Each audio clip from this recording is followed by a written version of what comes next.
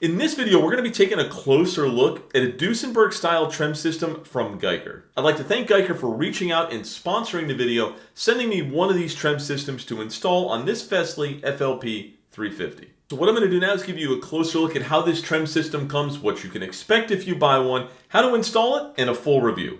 Let's dive in. All right, so what we're going to do now is take a look at what you can expect to receive if you purchase one of these.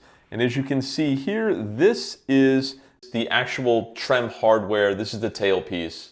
Spring loaded. The paint on it looks pretty good so far. I don't see any issues with that. You receive obviously a trim bar and a bag of parts. Now, within that bag of parts, of course, are the Allen key tools, which you will need to make this bridge work, or to make this trim system work. And of course, we are going to have the posts, which, if it's anything like the last bridge we did, these should fit without an issue. And there are a couple of what looks like padded stickers in here, okay? And I suppose these will keep from scratching the guitar's finish, and an extra spring.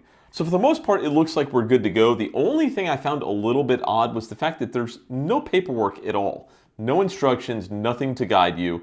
And, you know, I mean, for the most part, this should be a pretty straightforward install, but it still would have been nice to know, like, hey, is this an extra spring or is this a spring that's maybe a little looser? There's nothing that tells you anything about it. So I think that's the one thing Guyker could improve on. Perhaps a single sheet just outlining the hardware that it comes with and a very basic install. So the last video I did on this channel was installing a roller saddle bridge from Guyker. And the advantage to this roller saddle bridge is that it helps prevent string breakage and increase tuning stability.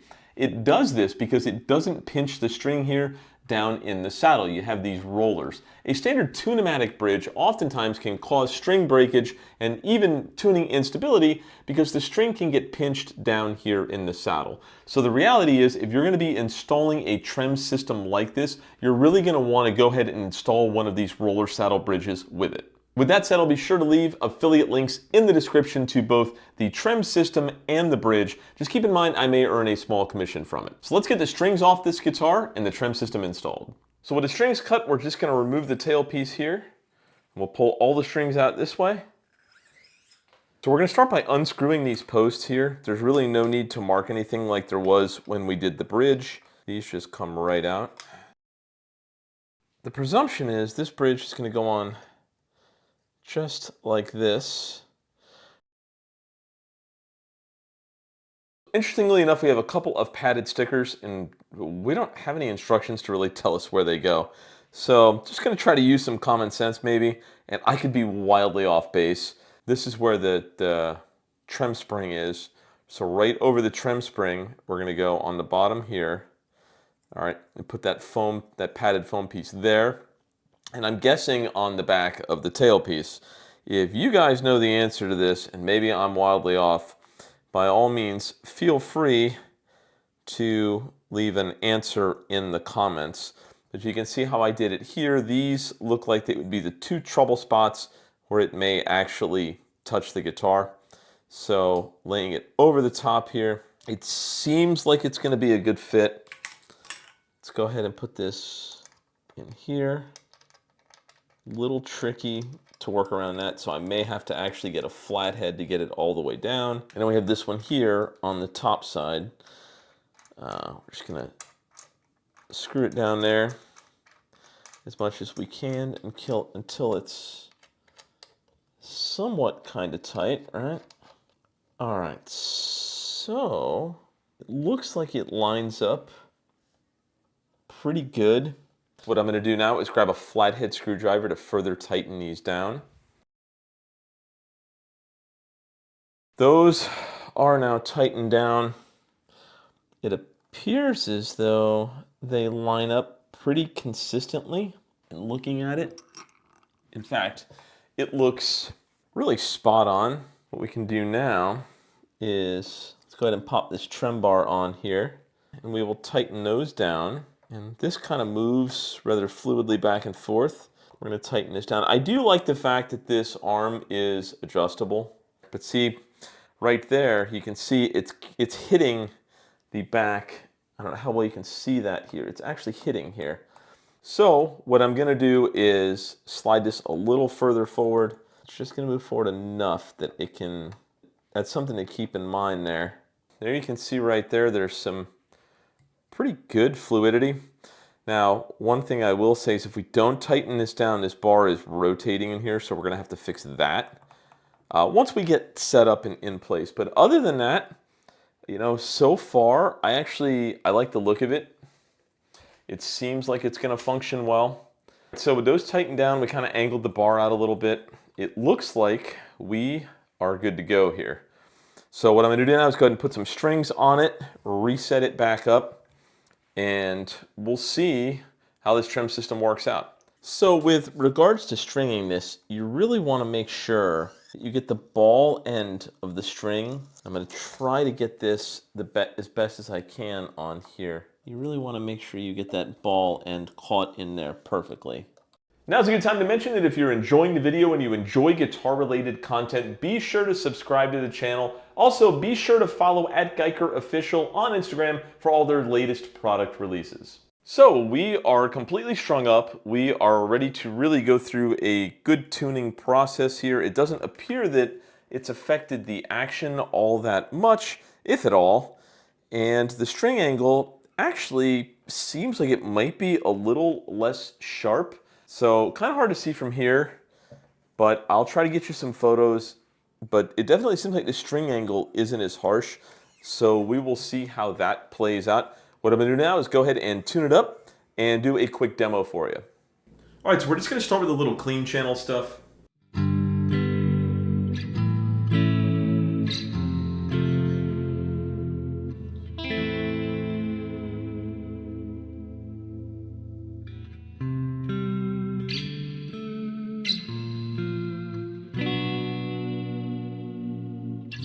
So interestingly enough, I find this trem system to be somewhat intriguing.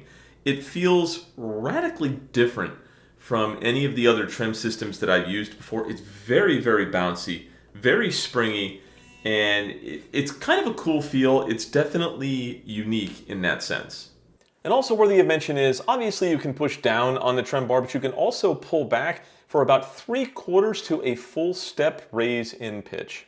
With that said, right out of the box, I feel like it's the perfect settings for what I like. It may not be for what you like, but for what I like, I typically like the bar to hang around here, and then I can just easily kick it out of the way when I'm done.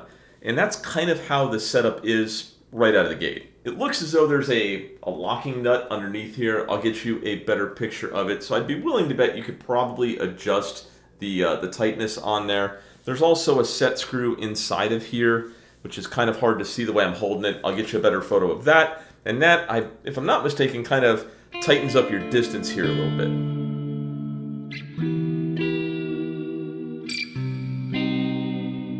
What I'm going to do now is just a quick little rock riff. I'm not going to spend too much time on the demos. And then we get into my thoughts on this with the pros and cons and whether or not it's worth your time and money.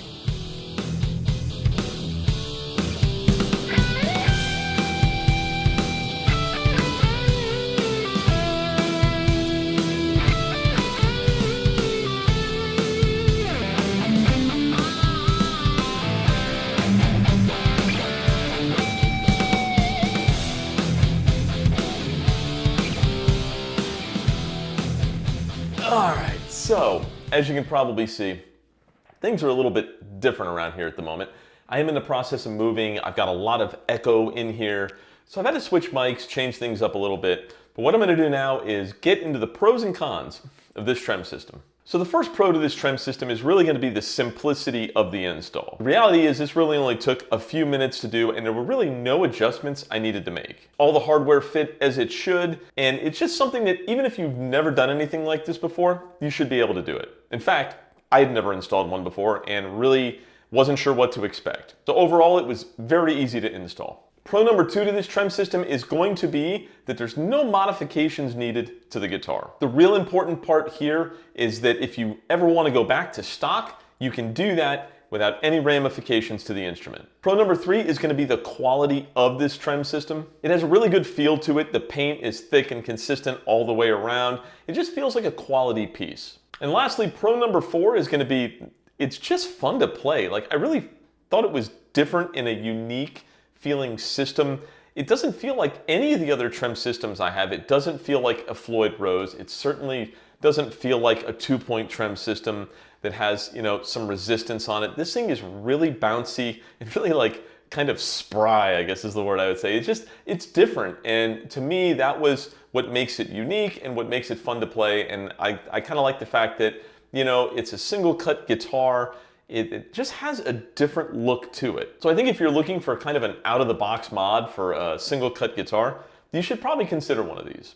Now with that said, it isn't all sunshine and rainbows, and like any product out there, this definitely has a few cons to it that you should be aware of before you purchase one. So the first con to this trem system is definitely going to be tuning stability. Good news is there are a bunch of things you can do to help mitigate the tuning issues with this trem system. The first thing that you can do is a mod that I'd already done on this guitar, which is a roller saddle bridge. Why this is important is because the roller saddle bridge allows more movement with the string. You can see here that it doesn't pinch the string in any way like a traditional tunematic might, and it allows the string to move fluidly back and forth. Along those same lines, you may want to consider a roller nut. And while I have not done that modification yet, what I did do was put some lubricant on the nut to help with this issue. For this guitar, what I used was Music Nomad's Tune It, and this really helped. If you heard probably in one of the demos, you can almost hear the guitar falling out of tune, and this stuff here really helped to prevent that. It works by lubricating the nut to help the string slide through back and forth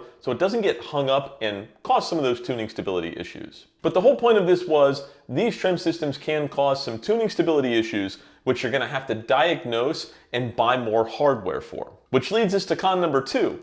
You're going to need some extra hardware for this, right? You're going to need that roller saddle bridge, perhaps a roller nut. At the very least, you've got to have the roller saddle bridge because that also helps prevent against string breakage. So you need to plan for that. If you're going to install one of these trem systems, you're likely going to need one of those roller saddle bridges as well. And it should be noted that the tuning stability issues with this bridge have nothing to do with the fact that it's from Guyker.